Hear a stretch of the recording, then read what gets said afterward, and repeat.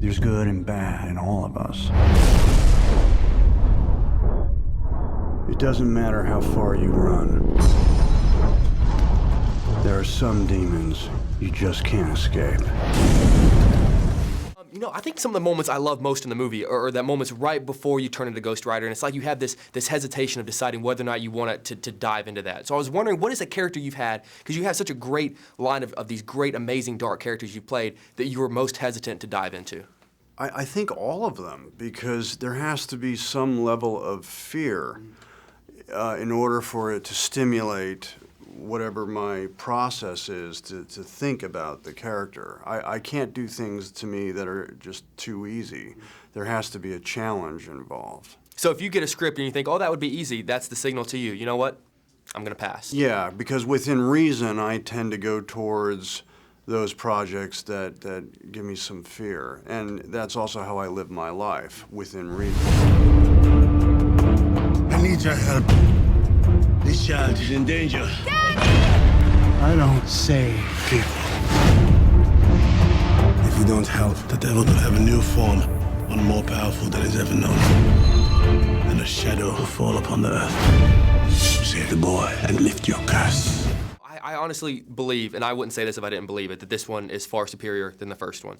So if you were to look at the first one and pick apart any mistakes that you thought needed to be improved upon, because I feel like they most definitely were, what would you say that you wanted to improve from the first one to this one? That's a hard question to answer without knocking, my friend's work, right. Which I like the Ghost Rider movie.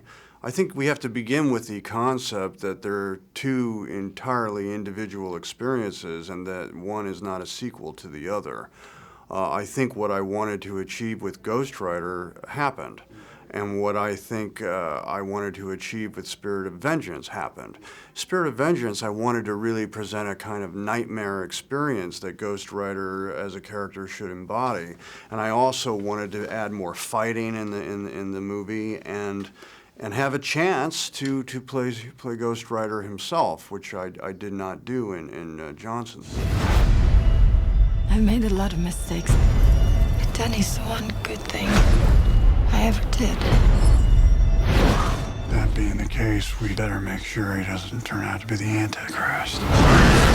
You know, there was something that happened last Halloween that I've been wanting to tell you about, so I'm glad I get the chance to talk to you. I had a kid knock on my door, and he was in the leather jacket and had the skull makeup on, had fake flames around. He came to my door as Ghost Rider, which I thought was great. And I remember as a kid, I used to dress up as Batman and run around my backyard. So I was wondering if I were to meet the young Nicolas, what would I have seen you dressed up as running around in your backyard? Oh, you would have seen all of it. Oh, yeah. Halloween was my favorite holiday growing up as a child because I could dress up, and I still do it. Right, I would say, so as a grown now you get to do it as a career. That's You're great. Right, which is, I think, Halloween for an actor is the perfect holiday. Yeah, I was Jekyll and Hyde. I was the Wolfman. I never was a vampire, but I like to play with makeup, and on Halloween it was always an event for me. The rider's going to come out. He'll destroy whoever's got it coming. I'm not afraid of you. You should be.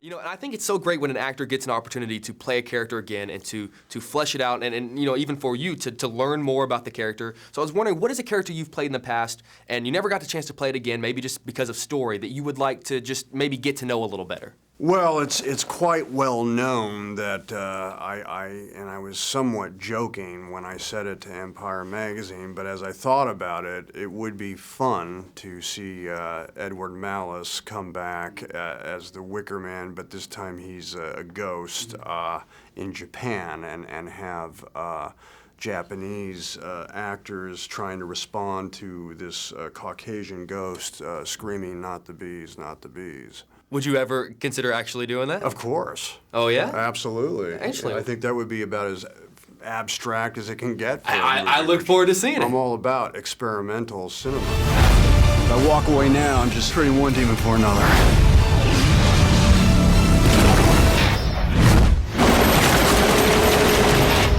Plus, I have some personal issues I'd kind of like to get fixed.